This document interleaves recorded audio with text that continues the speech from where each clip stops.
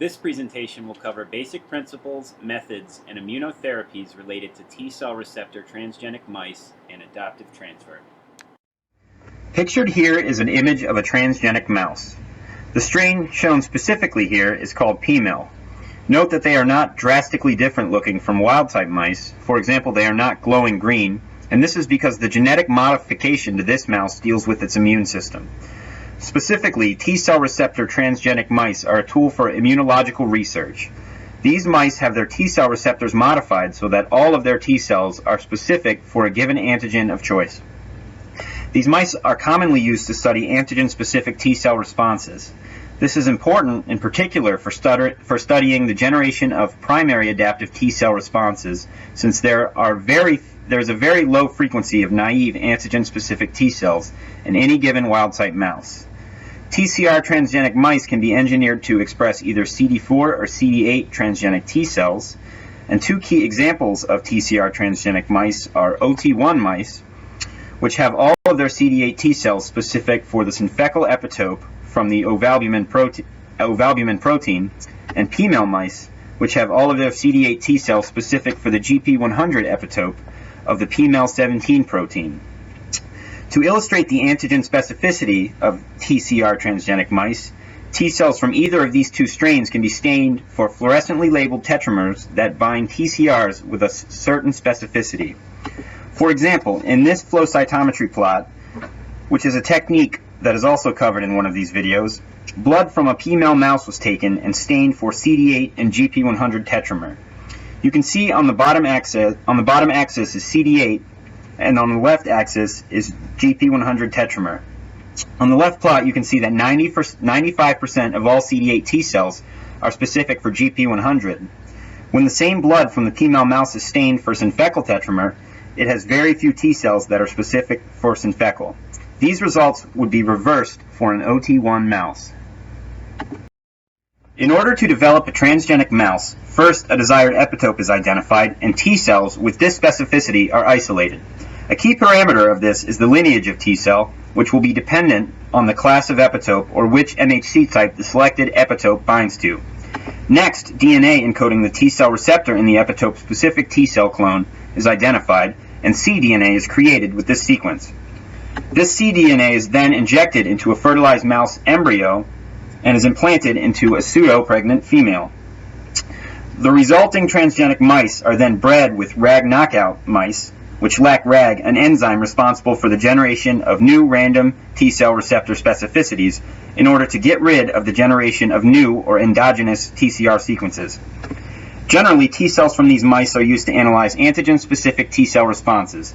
They can be used to investigate functional T cell responses to the first exposure to antigen.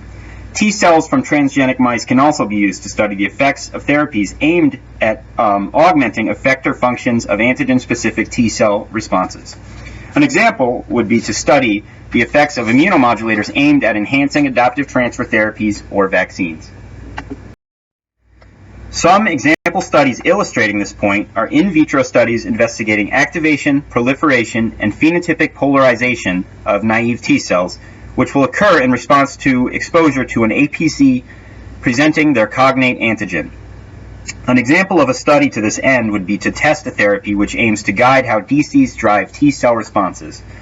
To illustrate how these transgenic T cells can be used to test an immunomodulatory therapy, in an example experiment, DCs would be isolated and treated with the immunomodulatory therapy and also cultured with the specific antigen that the transgenic T cells will recognize. Transgenic T cells will then be isolated and cultured with the DCs, and the amount of proliferation and differentiation of T cells into different phenotypes can be quantified. In vivo studies for T cell activation, functionality, and proliferation can also be performed with transgenic T cells. For example, transgenic T cells can be adoptively transferred to sengenic mice, followed by vaccination with the epitope they are specific for. This way, they can be labeled with dyes ex vivo before transfer to mice to be tracked. This can mechanistically test parameters for vaccines and how they affect the functionality of vaccine-induced T cells. TCR transgenic mice that recognize natural self-antigens have been involved in studies regarding autoimmune diseases such as multiple sclerosis. The use of T-cell receptor transgenic mice provides science and research fields the tools to study the behavior of self-reactive T cells and the molecular interactions with other host components. Multiple sclerosis is an inflammatory disease characterized by perivascular infiltrates composed largely of T lymphocytes and macrophages. Pathologically similar lesions observed in multiple sclerosis can be induced in TCR transgenic mice by immunization with central nervous system derived antigens. This induction is known as experimental autoimmune encephalomyelitis. This form of induction involves immune cell trafficking and cytokine production, which means that there are numerous potential targets for treatment during disease development. Firstly, attempts can be made to inhibit the initial development of pathogenic population. Secondly, the migration of cells into the site of inflammation can be impaired. And finally, the effector molecules produced by this population can be neutralized. In a study, researchers determined if T cells were specific and responsive to myelin oligodendrocyte glycoprotein, or MOG, antigen in the peripheral lymphoid organs. They also measured the proliferative response of spleen cells with the peptide MOG 3555 and whole MOG protein. To the left, in figures 2A and 2B, show the response of transgenic T cells to MOG 3555 and MOG protein.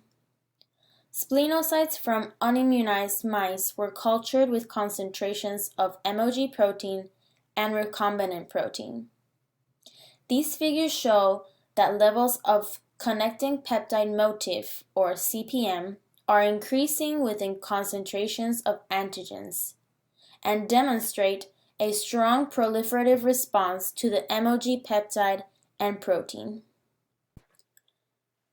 TCR transgenic mice can also be used in parallel with adoptive transfer methods. Adoptive transfer is a method of passive immunization in which sensitized cells are transferred to an immunologically naive or lymphocyte deficient host.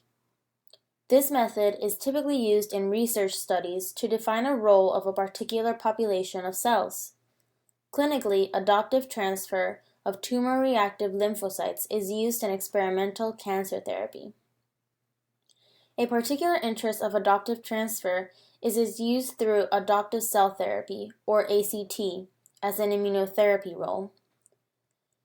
ACT involves the identification of ex vivo autologous or allogenic lymphocytes with anti-tumor activity, which are then infused into cancer patients, often along with appropriate growth factors to stimulate their survival and expansion in vivo. There are two major types of adoptive transfers currently being investigated for cancer immunotherapy, both of which vary primarily on the generation of T cells to be used for treatment. In the first case, T cells are obtained directly from the patient's tumor. To do so, a portion of the tumor is excised and T cells infiltrating the tumor are isolated. These T cells already express receptors for specific tumor antigens and require no further modifications. A population of homologous T cells expressing the same receptor is then expanded in culture. These T cells are now ready for transplantation into patients. The other method of generating T cells specific for tumor antigen relies on genetic engineering. For this method, nonspecific T cells are isolated from the patient's blood through plasmapheresis, then expanded in vitro.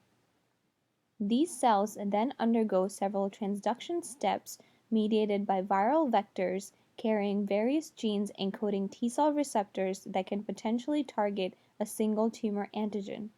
Post-transduction step, cells expressing the desired TCRs are isolated and further expanded in vitro.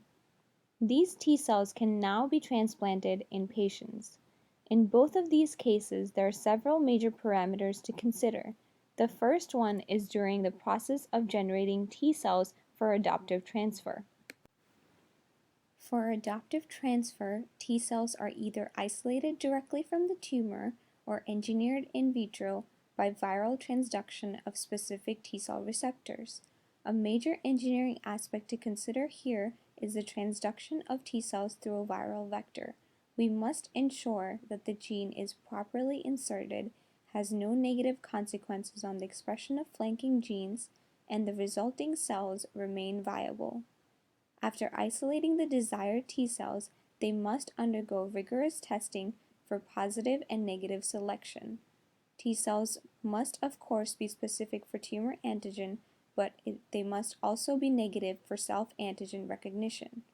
The selection process is monitored through several key steps of T cell response. Generally, when activated, T cells express activation markers such as CD24 and CD44. T cells also secrete cytokines such as interferon gamma to enhance immunological response and interleukin-2 to enhance T cell proliferation and effector functions. Cell-specific response of the desired T cells can be confirmed in vitro by the presence of tumor antigen-specific activation markers through flow cytometry as shown here. The amount of cytokine release can also be monitored, such as shown in the bottom figure with interferon gamma. After ensuring that the T cells are specific to the tumor antigen and there is no adverse autoimmune reaction, they can be expanded in vitro and subsequently transplanted in patients. The engineering aspects when expanding primary cells, such as the presence of sufficient growth factors and other regulatory molecules, must be considered to ensure appropriate quality and reproducibility of the treatment. Another major parameter to consider is during the transplantation process. We need to ensure that all endogenous lymphocytes, both inhibitory and potentially activating subsets, are removed prior to receiving the exogenous T cells. The patient therefore undergoes lymphodepletion chemotherapy and then receives T cell therapy. The total T cell count in the patient during this entire process can be monitored as shown in the figure. The patient starts off with an elevated T cell population due to the presence of a tumor, followed by a sharp decrease in endogenous T cell population after the lymphodepletion therapy. Post-transplantation of adoptive T cells, there is a spike in T cell count as expected, followed by the return to a basal level, hopefully indicative of tumor regression. Another parameter to consider here is proliferation and activation of the transplanted T cells in vivo. IL-2 is a known T cell growth factor and regulator. In order to maintain T cell response in vivo, IL-2 can be introduced in patients post-transplantation or infused with engineered T cells prior to transplantation. A key engineering question to consider here is the number of T cells required to achieve a therapeutic outcome.